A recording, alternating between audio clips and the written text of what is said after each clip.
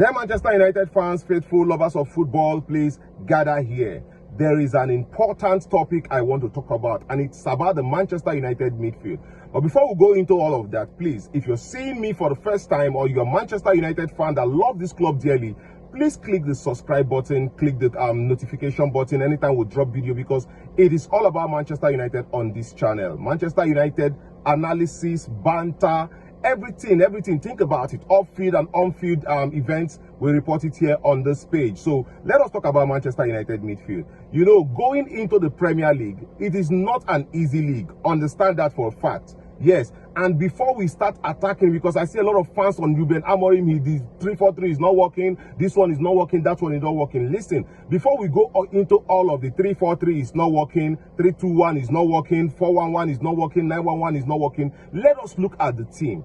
Manchester United team, the team as a whole lacks balance, and the balance is in the midfield. And there is no Premier League team that is going to win the Premier League or going to compete in the Premier League that would not have a very solid midfield, a balanced and a very solid midfield.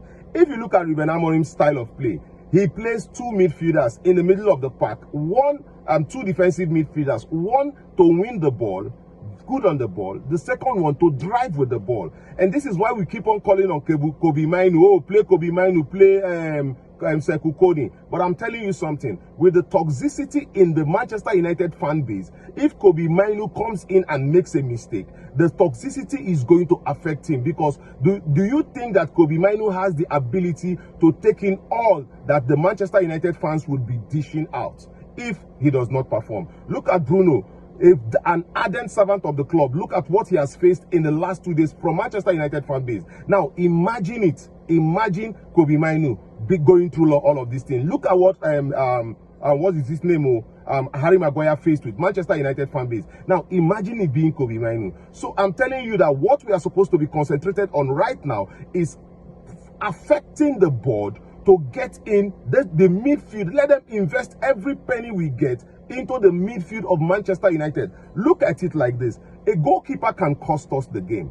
Altay Bendia is not reliable. Andre Onana is not reliable. Goalkeepers can cost us a game. Now, aside from the goalkeepers, I'm telling you that the midfield, Manchester United midfield is not balanced. And an unbalanced midfield cannot win you games. We will win games by luck. We will win games by luck. We cannot win games outrightly, because we do not have that midfield that would create support for the defense and the attack. Because the midfield is the engine of every team. And if the engine of a team is not working properly, there is no way this team is going to perform. There is no way.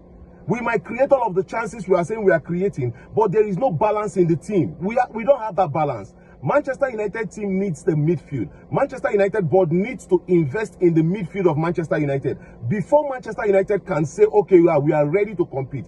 This is not about Ruben Amorim. This is not about the system of play. This is not about the formation. This is not about anything but the midfield. And it has to, the onus falls on the club to provide a goalkeeper, a very good goalkeeper, a good shotstopper, and a good player of the ball, and a midfield. Listen, if you look at our games against Arsenal and against Fulham, we don't play from the back anymore. We are not playing from the back then into the midfield. Look at Altay Bendia. Most of the time it goes long. Most of the time goes long. Why is that?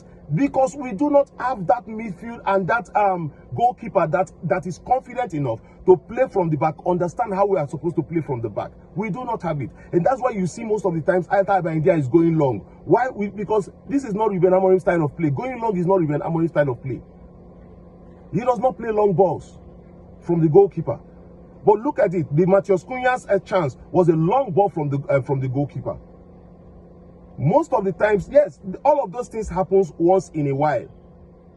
But most of the times we build from the back. And Manchester United does not have that midfield to build from the back.